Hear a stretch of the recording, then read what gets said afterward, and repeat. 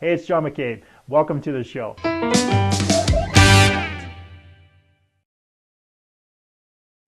Hey, welcome to the Johnny McCabe Show, where it's all about accelerating your authority in your business or field of expertise. And we do that by helping entrepreneurs, business owners, authors, experts, and speakers get seen, get heard, get noticed on any device, anywhere, anytime, in as little as 15 hours. Also known as the Authority Acceleration Blueprint. Today on the Anything Goes Friday show, I'm going to drink some beer and I'm going to talk about women with someone I've become acquainted with in the Publish and Profit community, where we're both members.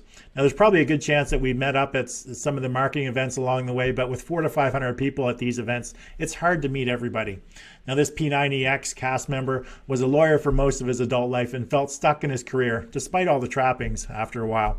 He wanted to mix it up more in the marketplace of ideas by adding a few of his own, and felt that he had other talents and an obligation not to waste them. Now, he's also been surrounded by controversy with some of his publications. Now, there have been numerous feminists and other individuals who have taken exception to some of his humorous writings and the way in which he classifies individuals based on their cultural backgrounds and their mannerisms. Joe Bovino is the founder and CEO of Bestseller and You Publishing and an attorney with over 25 years of experience, and the author of 4 Amazon #1 best-selling books on dating and relationships. Now, he spent most of his life in New Jersey, Los Angeles, and Miami, but currently resides in Medellin, Colombia. Now, Joe resigned from his law job and decided to write a book. Now, he has 4 #1 bestsellers, and he'd like to help others who have a great book, a bestseller, in them. It's not just about achieving bestseller status. In some ways, that's easy now. It's about being the best that you can be and sharing it with others. And arguably, the best way to share one's wisdom, wit, and great ideas with the world is through a book. However, Joe has discovered that many people are confused and frustrated by the publishing process. They doubt their own ability to write well and publish a great book. And they think that writing and publishing process is rigged for celebrities and the well-connected. Now Joe helps people with a 3-step process that gets their book idea out of their head and into the world in a non-traditional way that works. First, he positions, structures, and outlines the book. Second, they speak the book into existence. And third, he launches it to bestseller status with a goal of making it #1 bestseller. Now, he's particularly interested in helping other busy professionals like he was who feel trapped in their current lifestyle. So don't go away, because when I return, I'm going to be joined by my guest today, Joe Bovino. Hey, Joe. Hey, John. How you doing? I'm doing well. Yourself? Doing great. Excellent. Good. Thanks for having me. Hey, no, it's my pleasure. My pleasure. I know it took just over a month, almost 2 months to get you on the show, but I'm very happy to have you on and talk about one of my favorite subjects, women. Of course, we'll talk about some business stuff in there too, but I just love talking about women. And you're one of the foremost authorities when it comes to dating and relationships. I do my best. Now, unfortunately, Joe, you did mention before we get on the show that you haven't seen the show, but what I like to do before we get too far into it is an interview with speed questions, just so the audience gets to know you a little bit more. Okay. So it's nothing that you have to study for. You don't need to, you're not going to be tested on it. And what I'd like everyone at home to do is just play along with us. So every time I ask Joe a question, if you just want to type in your answer in the chat, and you can just compare your answers along with Joe. So you all set, Joe? Yeah. The answer to question #1 is missionary. Oh my God, you're so boring. All right. Name the book that impacted your life the most. I would say a book called When Cultures Collide. Okay. And when you were a young boy, who was your celebrity crush? Michelle Pfeiffer. Did you ever and Farrah Fawcett. Did you ever get to meet them? No. Okay. What is either a book, podcast, or show that you're into right now? I'm watching Ray Donovan on Netflix, and I absolutely love it. Oh, that's an awesome show. I enjoy that too. Do you currently work with any coaches? I do have one, yes, a business coach. And what's his name? It's a woman. What's her name? Her name is Camila, and her last name, I think it's pronounced Behrens. Okay. What's your favorite movie of all time? I have a tie. I think in a romantic comedy field, it would be Love Actually. Yeah. Love that movie. In action, it would be Die Hard. Excellent. And then in, I guess, drama would be Forrest Gump. Very nice. Are you currently involved in any masterminds? No. Name a person, either dead or alive, who you'd most like to meet and have dinner with. I'd like to have dinner with my grandmother again. She passed away some time ago. And I would say, I know we don't want to get political, but Ronald Reagan. Very nice. What's your favorite type of vacation? Is it a beach vacation or adventure tour? You can see by my my great tan, lack thereof. I don't spend a lot of time with the sun. It's not that I don't like the sun. It's just that I can't handle it. So I don't spend a lot of time on the beach. I go on adventures, and I'm going one right now. So yeah. Excellent. What's the best business advice you ever received? I think just never give up. Never give up. Excellent. Can't give up. The last question is a two-parter. What is your favorite? Water, beer, or wine? And pizza, wings, or salad? I think I prefer wine to beer, which makes me feel bloated. And water's okay if you're really thirsty, but Yeah. So wine. And the other one was salad, pizza, or what? Or wings. Chicken wings. Wings, but not fried. Okay. Done in That's the oven. possible. Done in the oven. Excellent. Yeah, right. So, Joe, just for the viewers who don't really know who you are, can you give them maybe a 2 to 3 minute clip of your origin story? So, who are you? Where you came from? Jersey boy. Went to college, University of Virginia, law school, University of Southern California. Studied international relations there as well. And then since I put all that effort into law school, I figured I better practice law, which I did for a long time. I've always been interested in sort of the battle of ideas, and I thought being a lawyer was my chance to make a difference, to have a voice. I always was interested in politics too, and I noticed a lot of politicians were lawyers. Yeah. So that was kind of what led me there. After practicing for a very long time at some big firms and small, I did some entertainment law in Los Angeles, and I started working with lots of really great creative people. And I loved it, but I always thought, what do I have? Maybe I have some ideas, and maybe I want to write something, produce something. And so that's when I decided to resign from my law job, and started writing and trying to produce movies. And it just led me down this really crazy, interesting, fun road that I'm on. And here I am in Colombia now, so it continues. Nice. So I'm sure a lot of people want to know, because actually I want to know too. So how did you get selected to be in the P90X videos? Was it like Sure. an audition, or did you know the guy producing it? Sure. When I moved to Los Angeles for law school, I met a lot of guys in fitness. I was pretty fit, but I just happened to just meet a lot of guys going to the gym, and one of them was Tony Horton. And Tony Horton is the P90X guru. He really invented it for Beachbody. And Tony and I became friends. We had the same group of friends. I knew him for a really long time when he was this struggling personal trainer living in Santa Monica, California, out of a 1 or 2 bedroom apartment. He never really had much money, but he was always doing this. He was a struggling actor as well. Mm-hmm. He was always going into character. I think that's what he really wanted to do. And anyway, so we became friends. And then one day, I had moved to Miami, first trip to Miami from LA, like 2001. And I didn't have a gym, and I found out there was this thing called P90. And I thought, I knew Tony was involved in it. So, wow, Tony's doing it. I trust him to give me something good. Yeah. Started jumping around in my apartment. My dog looking at me like, "What the hell are you doing?" And I still remember him looking at me, or her. And that's when I got introduced to P90. People started to recognize me and think I was Tony, even in Miami. Way back then, I wasn't in the video. I was just a guy walking down the street. "Aren't you Tony Horton?" No. And then I moved back to LA, and I happened to run into one of the owners of Beachbody. He's also a friend. I knew him when he was poor as well. And he goes, "Yeah, we're doing P90X. We have a test group. Maybe you should think about it." And I joined the test group, and I had amazing results. It was 90 days. It was all real. Yeah. Busted my ass. Anyway, that's what happened. I ended up I let them film me during the making of it, during the test crew. I wasn't interested in being in the video, but when it was over, they said, "We're going to shoot the video now." I said, "I'll show up for one day to see if I try out for it." Okay. And I got chosen, and then I showed up one day. There wasn't a lot of takes. They just like, "Let's go." I knew Tony. I knew Tony didn't want me talking over him. I know he's a star, so I just tried to stay quiet and do it and not embarrass myself, and that's what happened. So you'd gone through it for 90 days prior to actually doing the shoot. So that was like your training to get into shape, and plus knowing all the moves. Oh yeah, I knew it backwards and forwards. I knew what he was going to say, just because I've been doing it for so long. He's also a friend.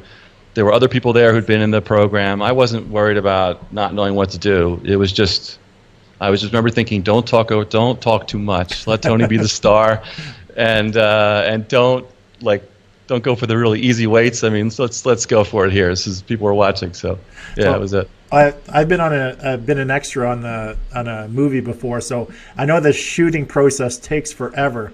So was it like that, or was it really quick and you're just almost like it was 1 or 2 takes? 1 or 2 takes. Yeah. It was really fast. We showed up, little makeup. They stuck us out there. Stand here. We're going to do the workout that you know. And we rolled through. I think there were like 1 or 2 stops where something happened, but it wasn't because they wanted to. It's just like a little bit of a confusion about this or that. But pretty much it went right through. It was really fast, and it was fun. I really had a good time. I loved the people I was in the cast and everybody in the test group. It was really a lot of great memories from those days. Yeah. So how long after the DVDs were released before the first person recognized you for being you, not Tony? Well, I would often claim to be Tony. Okay. No, that's not true. I told you, people recognize me, even P90. This is before I was in a video, so I was already saying, they were already saying, aren't you that guy? So then, but to answer your question, it was about 1.5 years after we filmed it. I had already moved back I was in Los Angeles. I moved back to Miami, my second trip. I'd forgotten about it. And I really wasn't all that concerned. I knew they were going to make it, but I couldn't believe it was taking so long. Finally, it hits it, and I'm in all the infomercials. I talked a lot, and they showed my everything. And that's when I was like, that's when people started saying, aren't you that guy? And then when people bought the video, I'm in one of the DVDs. I'm in one of the 10. And Tony says my full name like 10 times, over and over. Joe Bovino. So people feel like they know me after a while. Yeah. So did people come up to you saying how much of an impact you had in their lives, that you've helped transform their body, and they just enjoyed, was there anybody coming up talking about that? Yes, I would say that mostly happened though via Facebook and things like that. People would write to me and thank me. It was actually very touching. Excellent. Yeah. Joe, you spent most of your adult life as a lawyer. Was it your dream to become a lawyer when you were a kid? And what kind of law did you actually practice? I remember when I'm being in law school, just dreaming about being in politics, actually. Okay. That was my dream. And law was just a way to get there. And at some point during the process of being in law school and starting a career, I met some people in politics, and I was kind of turned off by it all. It was just a little nastier than I thought. Yeah. And I thought, I don't want to do that. I'll do something else. I'll make a difference in some other way. So that's what led me into law. And then I practiced. I know I wanted to. It was a tough decision: litigation versus transactional. You had to choose in the beginning as a lawyer. You're going to be a litigator, you're going to go to court, or are you going to be one of these lawyers that just does contracts? Right. And there's reasons to do both, but I thought I would be bored just doing contracts all day long. So I wanted to perform. I wanted to be out there. So nice. I chose litigation, and I did it for a while, and then I went back to transactional later. Done all kinds of things. So you at the beginning you spent a fair amount of time in court, or it never actually got to court? I thought I was going to be in court a lot. If I wanted that, in hindsight, I should have been a criminal defense lawyer or worked for the DA or something, in something criminal law, because they're always in court. But I joined a big firm, which was great. I had the big office. I was so proud. I had my name on the door. I had a secretary. I was making a lot of money as a kid right out of school. Yeah. But the truth is, you rarely go. I had a trial, but it was a really small one. You go to court for motions every now and then, but it was always like few and far between. And I was a good writer. I realized even back then I could write well. So I was winning my cases on the papers. I was winning all of my cases on the papers. Okay. I don't want to sound like a braggart, but I was really winning a lot of cases that way, and which is great. The clients were happy, but I didn't get a chance to have any trials or anything like that. I'd win, but it's like, and also we were billing our clients so much, the bills were so high that after we won, it wasn't like I had this sense of, yes, I want to celebrate. It was more like, oh, good, I'm glad we won because we charged them so, up the wazoo. Yeah, exactly. So right? were you working like a typical 80-hour work week, or for, yeah? Yeah, back then we were getting paid a lot, but we had a lot to learn. It was with billable hours. I remember that was what you're always writing down your hours every time. Yeah. And I didn't work for a New York law firm. They were notorious back then for working all the time. They would pay you almost double. You'd make a lot of money with them, but you had no life whatsoever. Where I was, I had some life, but it was a lot of work. I remember at one point I was living in Manhattan Beach, this beautiful place in Los Angeles, and I loved it. But even on the weekends, I had to like choose a day where I was going to work pretty much most of the day. Right. And my lifestyle would be like go to the office, do my thing, drive home. I had a long drive to the beach.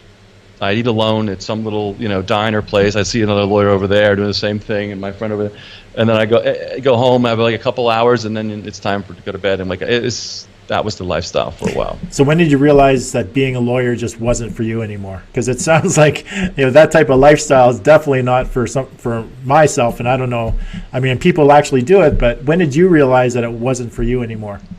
Yeah, I'm not saying it wasn't great in some ways. I was, like I said, I was proud, and we were a big firm. We were doing big cases. So, it was exciting to be there. I didn't know where it was going to lead.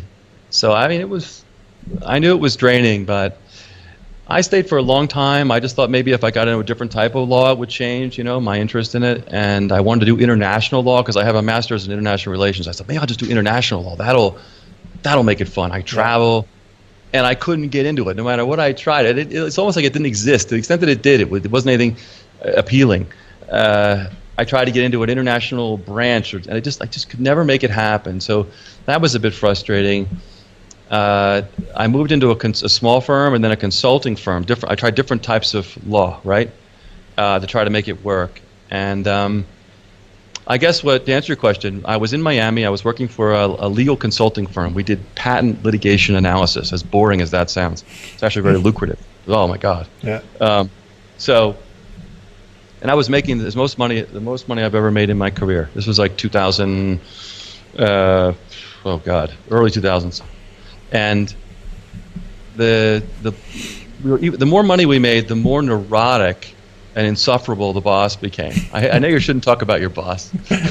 He wasn't all bad. I know it's bad for him. Yeah. But it became, I couldn't stand it. And I wasn't the only one. No one could stand it there. But I was single. I had money now. And I could say, at some point, take the job and shove it. I'm going to go be happy. And that's when I decided to resign and do something creative. And that's what I did. So when you quit, did you actually have a plan before you quit? Planning is not my strong suit. Okay. So you had no plan, of like how are you going to make some money or anything like that? No, I'm gutsy. I take chances, but I don't always plan as well as I should. I wouldn't advise it for other people. I think a career doing something else. I had a non-compete in my work. I couldn't even go do the same thing, even though it was lucrative, right? I couldn't go do it. I didn't want to go back and practice law at a traditional firm. I've been there, done that. I felt like that was such a lame thing. It would be like a surrendering, like, okay, I'll go back to law. That's all I can do. So I didn't want to do that. And then, I just plowed ahead. Like I said, I had a little savings, and that's when I decided I was going to write, because that was the hardest thing I could think of to do in entertainment, was to actually write something great, as opposed to acting or producing, which those are hard too, but it starts with the writing. And so, I just dove out, didn't have much of a plan, and it took, frankly, it took a lot longer than I thought. My first book was, from beginning to end, it was like 4 years. Wow. Second book was, and I almost, after that, I'm getting ahead of myself, but I almost didn't write again, because it was such a long, that took a lot out of me. So it wasn't until I found out that there are different ways to do it that I could write again and not let it, take over my whole life like the first book did. Wow. So Joe, your first book, Field Guide to Chicks of the United States, you published that in 2012. So what prompted you to write that book? Was it from your years of dating? What was it? I did have a lot of experience dating by that time. Okay. And I was a gringo living in Miami. I didn't have that many years in Miami. I think I had about 3 or 4 years under my belt, 4 years. And I loved it there. And while I was there, I was meeting all these Latinas, and they were great overall. But they would always tell me how different they were one from the other. No, I'm Colombian, I'm not Mexican. No, I'm Puerto Rican, I'm not Venezuelan. Right. And I just thought, wow, I was just very interested. I told you earlier that my favorite book, the book that influenced me the most, was When Cultures Collide. And cultures were colliding in Miami. My own culture was colliding with theirs, and I loved it. And I was learning so much. And I had my job, I told you, was I love practicing law, and right. I'm still a member of the bar, but the last job at the end was a little stressful, and I said, I can't write about something serious. It's got to be light and fun. I want to write. The best stories I have are about dating and relationships, things that happen to me and my friends. And here I am in Miami. This is such a wild experience. Yeah. I'm going to write about these different subcultures, right, within Miami, and I'm going to do it with humor, because some of the stuff is just funny. The things that were happening, things I was learning. And also I wanted to be interesting, because that's the serious part. That book I mentioned, When Cultures Collide, is a serious business book. So I mixed the humor with the cultural observation, and I was trying to shed some light on the different cultures and also have some fun. And then I realized that no one's going to read, well, the market for Miami is actually rather small, so why not cover the whole United States? So I took this little book about Miami, and now I'm covering the whole United States. And that's one of the reasons it took 4 years. Okay. It was quite an operation. Were you traveling around the country to discover and date these girls, or was it just from stories? I so wanted to. Had to do your research, Joe. You got to do your research. Man, I'd done a lot of traveling, so I'd been around in the United States and also around the world. And I wanted to travel. I so much wanted to travel. And the idea that I passed up on before I started writing, a buddy of mine, we thought about doing a documentary, because he's done some filming. Just take the camera and go across the country. Yeah. So that was so tempting. But I thought, if I do that, I'll never write the book. So the reality is, when you write, you have to find time alone and sit and just knock it out. And if you're traveling all the time, when are you going to write? But now, you have some strategies that, from all that film content, you can actually turn it into a book. Yeah, you could. I could have done it that way. I think that, who knows what would have happened. I mean, I'm not on video enough. I think this is a real problem that I have. I don't do enough videos. I just don't. So it's not that I'm afraid to do it. I just don't have the experience yet. Right. So that's something I want to do going into next year. I really want to do some videos about my books and other things. And yeah, so I did some traveling, not a lot. Most of the information in the book came from interviews with people I met in Miami and people I called. I did Skype stuff. I did research online, and then I traveled a little. Right. So you went on to write a few more books, and they're all in the relationship and dating space. So was there a reason why you stayed in that space, and what are the backgrounds behind some of those other books? Right. I mentioned the first one was this mix of culture and subculture and humor, right? But the part I guess the informative stuff was, I was really trying to show guys in my first book that they have options, that not all women in the United States are alike. Right. And you couldn't help but feel that. Having moved to Miami, I didn't speak any Spanish, and it was like, wow, this is different. And in many ways, for me, it was better. And I wanted to get that across. So I really did like this subject. There was so much I couldn't get in. I didn't cover. I tried to cover the whole United States, but I left a lot on the table. And so, why did I continue? I guess when I almost gave up, like I said, when I decided to write some more, I thought, there's more I want to say here. It's been a few years. What else can I do with the content that I have? Maybe I can repurpose some of this.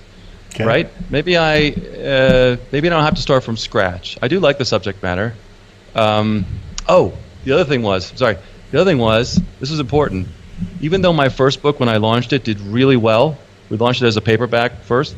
Okay. Sold all kinds of copies.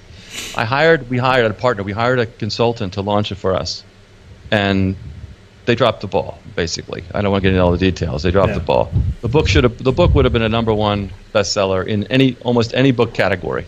Not just ebook. The book, Anyway, I was so disappointed in that when that happened, because it was just a screw up.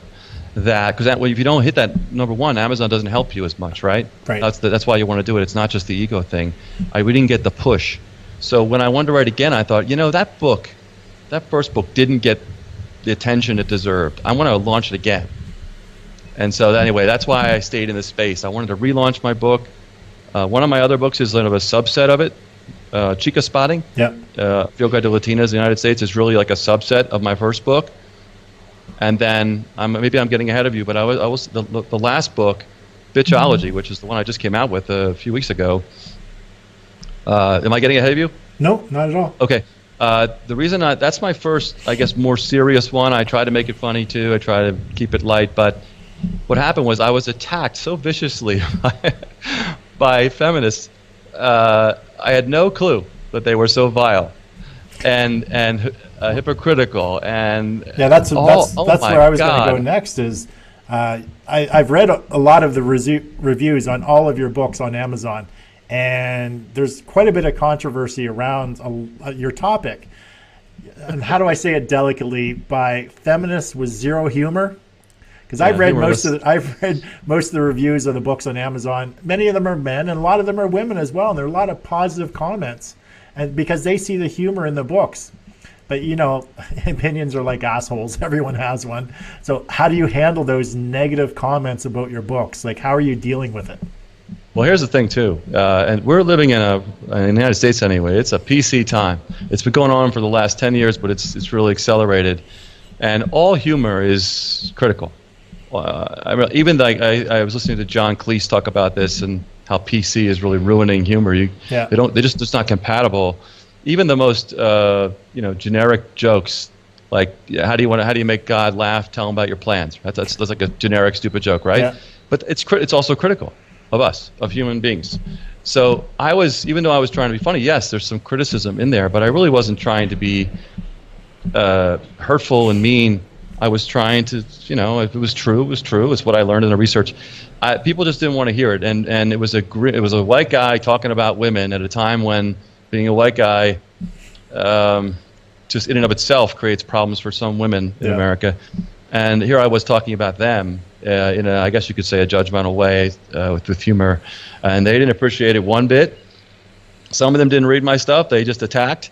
The worst reviews of my first book came 4 months before anyone had read it.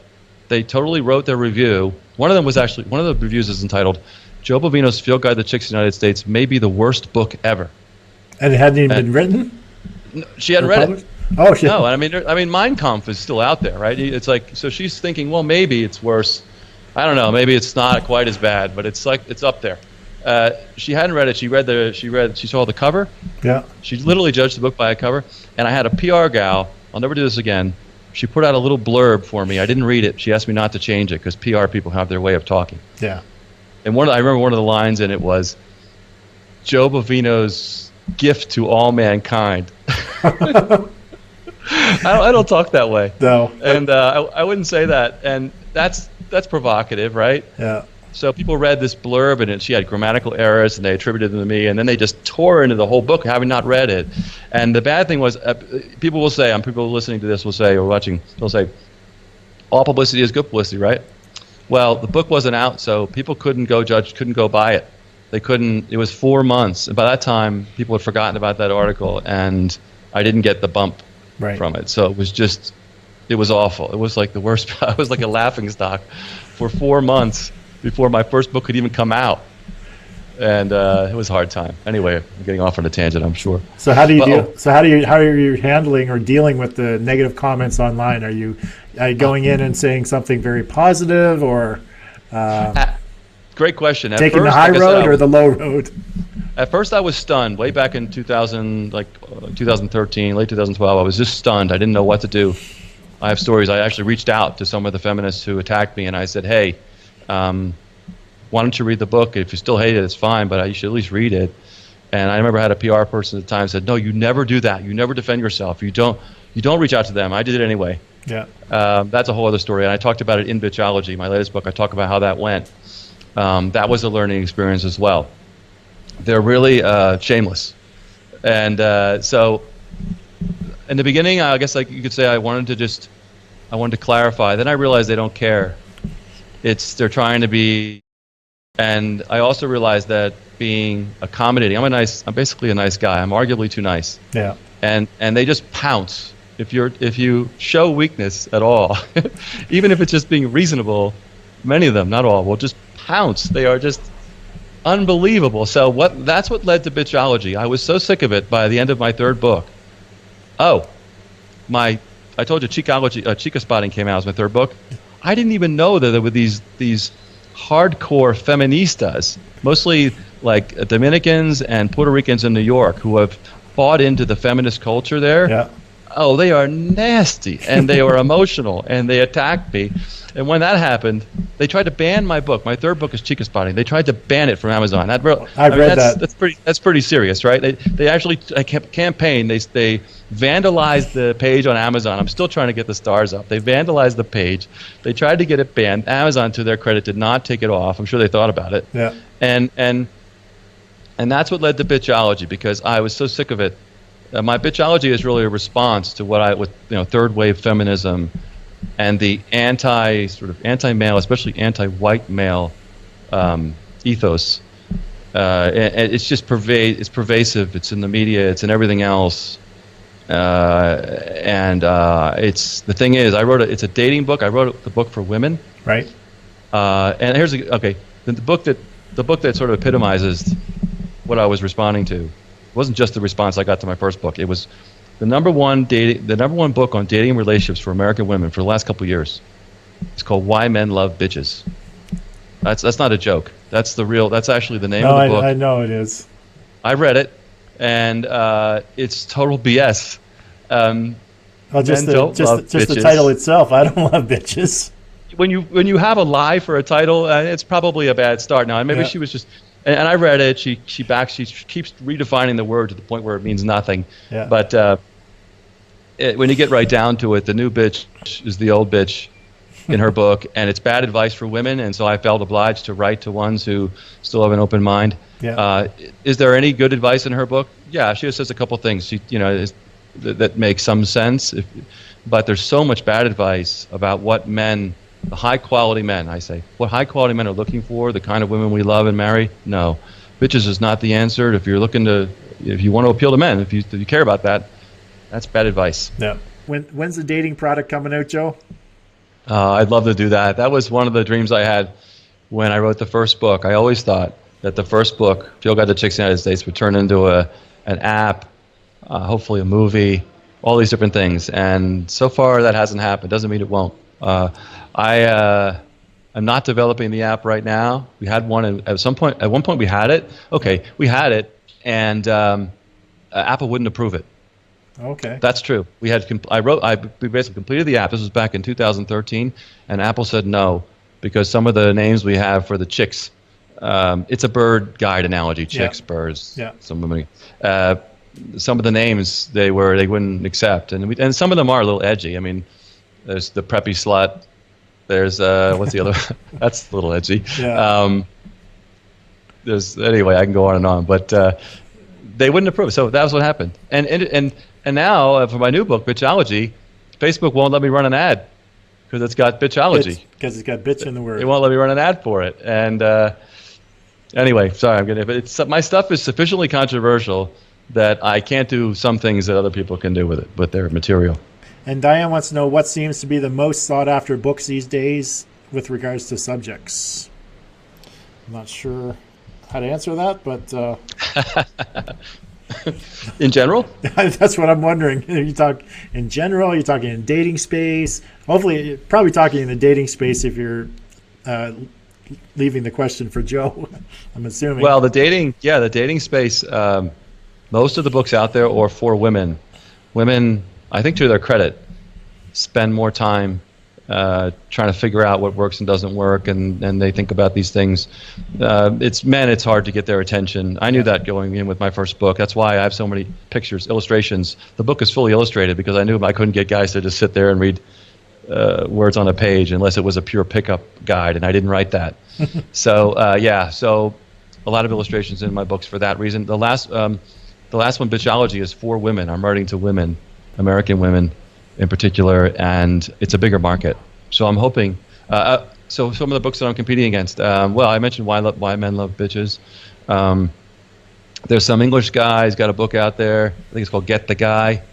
Hussey or Hessey, I don't know what his name is. He's supposed to. Steve Harvey has done very well. Yeah. With Act Like a Lady, right? Think Like a Man. So anyway, those are the. I will say one of my favorite books in this space. It probably is my favorite book in this space. Men Are from Mars, Women Are from Venus. Oh, it's a great book. You say that. See, a lot of men haven't read that. I only read it because the closest thing I had to getting married is a girl. I'm still very close with her lover, but I blew it at the end of a long relationship. And I remember toward the end, she said, "Read this book." It was on the little table, right, yeah. Side table, and it was pink. I'm not going to read some fucking pink book. I was insulted by the suggestion. No, it was pink, so it's obviously not for me. So no, and stubborn. Well, we broke up. Not that day, but shortly thereafter. All my fault. Well, not mostly my fault. Anyway, years later, I was in a Barnes & Noble and I saw it. And it had a different color. Now it was green. The cover was green. And I picked it up and I read it. Boy, it described, I thought, perfectly what was going on. This idea that women want to just talk more in a relationship and you don't have to have all the answers. And that was a big thing with me because I felt when she was unhappy that it was my fault, always. And it's just it's a guy thing. So anyway, that's probably my favorite dating book. So you've transitioned into the publishing space now, and you're helping others become published authors. Yes. So many entrepreneurs who find some level of success usually gravitate towards people just like themselves to help them. So is that your case? Are you your ideal client, your ideal target market, or the old you, the working you? Is that who you try to attract now in your published space or your publishing space? The old me and the new me. I think I would like to have the people who are like the old me and the new me, but I think my business is relatively new. Yeah. I'm really rolling now with it. No, the process is not new. The work is fun, but the marketing side for me, I'm not. Marketing has not been my thing. I was a lawyer, like I said. Then I wrote books, and now I have a business. So I'm learning a lot about marketing. As the business grows, I do think that there'll be a lot more professionals who will want a guy like me who's been a lawyer for a long time. I was a consultant for doing other things for a long time too. I have lots of different interests, health and fitness. We talked about some of them, dating, other things. My clients so far are I would just say that they're interesting people who have something important to say and who don't find my humor offensive. Okay. Right? So if I have a client, for example, but the next book coming out that I'm launching for a client is called The Grieving Parents Club. It's a book for grieving parents to help them survive and cope and heal after the death of a child. Right. Now, could that be any more different than the books that I wrote? No. I mean, I wrote goofy. It's not goofy, but I wrote humor books about dating relationships with lots of illustrations. Now we're writing a book about grief, and I love it. She is a great gal. It's a very good book. I think it's going to help a lot of people, and it's very rewarding for me to be able to do that. This is a different type of idea. All my stuff doesn't have to be about whatever it is, as long as it's something important, I feel it's good. And so that's coming out soon. I have another gal who's writing a children's book about how to teach kids a new way to teach kids music. That's a great thing. I love music. She also has it's kind of a memoir, but we're hoping it turns into a movie. That's coming out, and some other ones. So you haven't targeted one specific niche or people like busy professionals like you were. Right now, you're just sort of sampling a bunch of different segments or working with different people that have different ideas? Well, I do think that the answer is yes, but I do think that the reason why my book will appeal to professionals is because I've seen what's out there. I know there are other companies that help people to write books, but I think some people will work with me because I can bring humor. Because it's nice to have a little humor when necessary, right? The Grieving Parents Club isn't a funny book, but no. it's also some, if, you know, we were able to work together, and it's a heavy subject, so we were able to get through it. But you know, you don't want to. I think we became friends, and she knows that I can lighten it up every now and then, and it's a good. You want to work with somebody like that. At least I understand that's part of it, and so I can bring a little humor when necessary. I've been out there as a professional, especially lawyers. If I end up working with lawyers, I don't have any lawyers as clients yet, but I haven't really tried to get them. I'd love to work with some. But yeah, I think there'll be a lot of professionals, and I just want to work with interesting people who have great stories. I can't tell you some of the people that I'm working that are in the pipeline. There's one in particular that's coming to mind. I can't say anything at this point, but it's really interesting stuff. You know, I love culture. I also want to help people stretch the boundaries a little bit, like I did. Yeah. If a lawyer wants to write about his area, about his or her area of expertise, wonderful. I know those books are great for generating leads in business. Fantastic. I'll help with that. Yeah. But when someone wants to write something that's a little out of the box, then that's pretty exciting for me. So how is it that you help your clients? Can you tell us a few minutes, like how your program works? Right. Well, I learned from the pain that I went through in the first one. The book turned out great. I'm really happy with it, but it also took too long, and it cost me too much, and it was just a lot of mistakes I made along the way. So I learned from doing my other ones that there's another way to do it. It's a faster way, more enjoyable way. I also see that everybody's different, but a lot of people don't feel like they have the time to write. So they don't do it for that reason, or they don't want to sit alone in a room by themselves and they're busy and whatever. Yeah. Just throw books out there. I don't want to just quickly get it done and throw out some trash that nobody's proud of. And frankly, I've seen some of that, and that's fine. If people, I know, I'm not pointing at anyone. I'm just saying I've seen it. It's not what I want to do for a living. I take a lot of pride in my work. So if somebody wants a book that they're going to be really proud of, even if it takes a little bit longer than someone else who can get it done in a really short period of time, then they should work with me. Yeah. So that's what I'm trying to do. The process is basically I put a lot of time into the first part, which is the story, structuring the story. What is really the story? Who's the hero of your story? What's the plan that you're offering? If it's a how-to type book, I think you have to get the story right. If you screw that up, nothing much matters. So I put a lot of effort into working with the client on the story, the structure of the book, and then the outline. And then because I'm a lawyer, I know a lot about leading questions, right? Yeah. So when we get to that part of the book, I ask leading questions, and we do an interview. So they speak the book. Basically, it comes out of their head. They speak it. The leading questions bring them along, and then we have it. We have it transcribed and edited, and we have great editors. And then I just make sure that it's even if it takes a little bit longer, I want the book to be great when it comes out, and that's what we're doing right now. Excellent. John? Yeah. To Diane's point, I don't know exactly what the question, but I think I know where she was going with this. Okay. And I have a freebie coming out. I'm going to be putting it on my website. It's sort of how to jumpstart the process of writing your first best-selling book. I say best-selling because that's actually the easy part for me. The hard part is writing a great book, getting it out of you. It's sort of the greatness in you, right? It's not just the bestseller. It's not just some label. What do you have? Can you put it out there? So to the question of, I think she was getting at, like, what's a good kind of book to write? What do people want? I think you have to start, in my opinion, you have to start with something that you care about. Yes. If you really love the subject, great. And if it involves something you do for a living, even better. Because if you love what you're doing for a living, and then you can write about that, people are going to follow up and they're going to hire you and all that. That's like ideal. But I just personally think if you don't feel something for the subject matter, your book's not going to be very good, and people are going to feel it. They're not going to feel anything when they read it. Right. It's just going to be this dull thing that they put down. I think you should pour yourself, your heart, your mind. You pour it into the pages. Take off your PC hat and write the damn book that you want to write. I say write the book that you want to read, but you can't find in the bookstore. That's usually a good place to start. If you want to read something, you would love to read this book, but you can't find it. Nobody's written it in this way. It's okay if people have written similar books. I think she's asking, the question goes to the market, right? Oh, what are people buying? Well, it's okay. Is it a good idea to write about something that there's nothing out there at all like it? Probably not. Generally, no.